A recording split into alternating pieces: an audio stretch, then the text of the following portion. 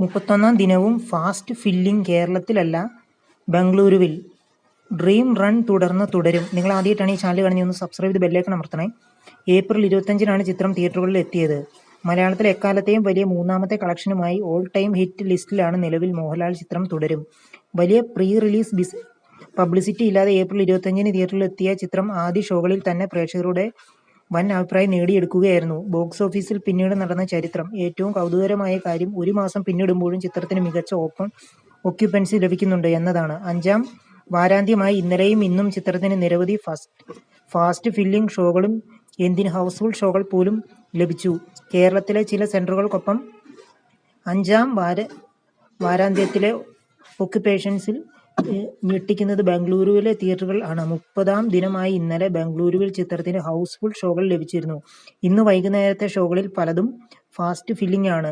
ഇത് ഷോ ആരംഭിക്കുന്ന സമയത്തേക്ക് ഹൗസ്ഫുൾ ആകാനും സാധ്യത ഏറെയാണ്. വൈഡ് റിലീസിന്റെ ഇക്കാലത്ത് ഒരു മാസം പിന്നിടുമ്പോഴും സിനിമകൾക്ക് ഫാസ്റ്റ് ഫില്ലിംഗ് ഹൗസ്ഫുൾ ലഭിക്കുന്നത് അപൂർവമാണ്. സമീപകാലത്ത് ഒരു മലയാള ചിത്രത്തിനും ഇത് ലഭിച്ചിട്ടില്ല. ഇന്ത്യൻ സിനിമയിൽ തന്നെ അപൂർവം ചിത്രങ്ങൾക്ക് മാത്രമേ ഈ ഭാഗ്യം ഉണ്ടായിട്ടുള്ളൂ. കേരള ബോക്സ് ഓഫീസിൽ നിന്ന് മാത്രം 100 കോടി ഗ്രോസ് നേടുന്ന ആദ്യ സിനിമയാണ് തുടരും. ചിത്രത്തിന്റെ മറ്റൊരു റെക്കോർഡ് കേരളത്തിലെ ഷോ കൗണ്ടിന്റെ എണ്ണത്തിലാണ്. കേരളത്തിൽ ഏറ്റവും അധികം പ്രദർശനങ്ങൾ നടത്തിയ ചിത്രത്തിനുള്ള റെക്കോർഡ് ഇപ്പോൾ ഈ ചിത്രത്തിന്റെ പേരിലാണ്. 5-ാം വാരാന്ത്യത്തിലാണ് എത്തിയപ്പോൾ 45,000 ഷോകളാണ് ചിത്രം കേരളത്തിൽ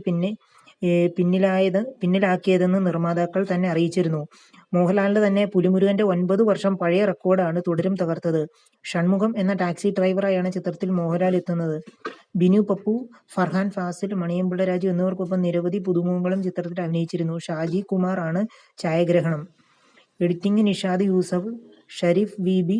സംഗീതം ജേക്സ് ബിജോയ്, എക്സിക്യൂട്ടീവ് പ്രൊഡ്യൂസർ അവന്തിക രഞ്ജിത്ത്, ശബ്ദ സംവിധാനം വിഷ്ണു ഗോവിന്ദ, കലാസംവിധാനം ഗോകുൽ ദാസ്. KR സുനിലിന്റെ കഥയ്ക്ക് തരുൺ മൂർത്തിയും KR സുനിലും ചേർന്നാണ് തിരക്കഥ ഒരുക്കിയിരിക്കുന്നത്. നിങ്ങൾ ആദ്യമായിട്ടാണ് ഈ ചാനൽ കാണുന്നത്, സബ്സ്ക്രൈബ് ചെയ്ത് ബെല്ലൈക്കൺ അമർത്തി ലൈക്ക് ചെയ്യാൻ ശ്രമിക്കുക.